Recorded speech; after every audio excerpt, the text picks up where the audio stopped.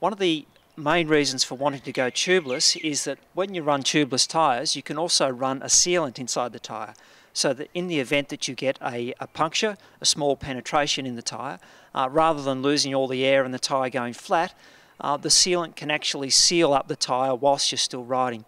So that does offer quite a substantial advantage. Weight-wise, they're about the same. A conventional inner tube on a tyre weighs typically between 50 grams and 150 grams, depending on whether you go for the lightweight butyl type tubes or the normal standard tubes. But these tyres here, they're about 80 grams heavier than the standard equivalent road tyre. And the extra weight is in the additional construction required to maintain the integrity of the tyre without the inner tube in there. You won't find these instructions in any of the manufacturer's products, because what I'm about to tell you is the unauthorised version of how to install a tubeless road tyre. First thing you need is one of the special tyre. The bead is specially constructed so that it will hold and seal onto the rim without blowing off. The second thing you need is some of this. This is stand sealant. People who ride mountain bikes, they use this quite regularly. In fact, tubeless tyres have been on mountain bikes for a long period of time now. Third thing you need is one of these. This is a valve extension, or this is just a standard valve that you would put into a standard mountain bike rim so that you can get the air in. The fourth thing that you need is a compatible wheel. Now, if you read the instructions from Hutchison, they'll say that the only compatible wheel currently on the market is the Shimano Durace wheel, but in fact I've discovered that you can actually use any rim so long as it doesn't have the spoke holes in the inner surface of the rim. If it has the spoke holes, you can still use the rim, but what it means is that you need to seal it with a special rim strip that runs along the inside of the rim, and it stops the air from escaping through the spoke holes. First thing you need to do is install the valve stem into the rim, simply by inserting it,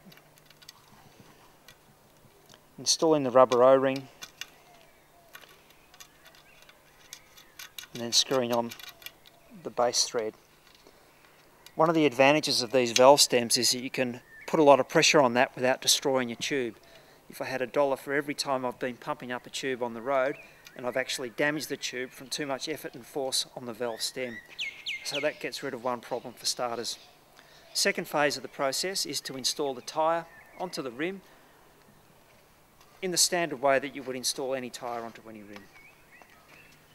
That's one side. Okay, now. So you got the valve side, you're putting the valve side in first? Yeah, because what I've got to do is put the sealant in. Okay, we've now got our tyre onto the rim. Just before we put the last part of the bead on the tyre, this is when we put in our sealant inside the tyre. So what we do is we grab the stands, give it a good shake, hold it upside down, pour about a cupful, which is about 30 grams, into the tyre. So there's the sealant going in there, right there as we speak. Okay. Once it's in, you can turn the tyre around so that the sealant's now at the bottom before we do the final bit of beading on the tyre.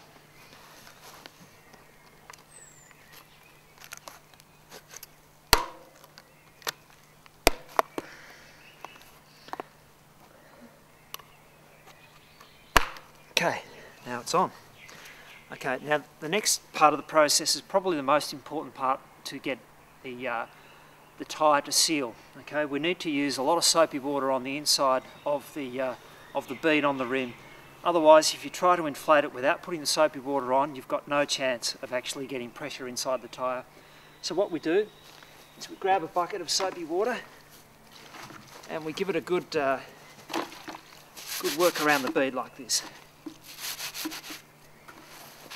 Okay, so make sure the soapy water's all the way around on both sides of the bead of the tyre, because that helps seal it. Okay.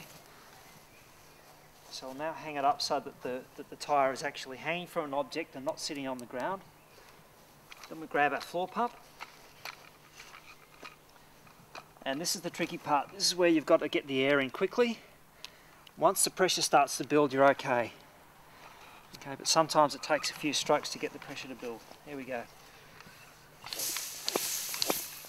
Instant, straight away, 40 psi. 60, 80, 110, and that's done. Okay, so the key is to make sure you use lots of soapy water and it will seal instantly. Okay, so if there are any leaks in that, you would see the soapy water bubble, but that's sealed instantly straight away. Just do up the valve stem. Okay, so there we have our tubeless road tyre installed.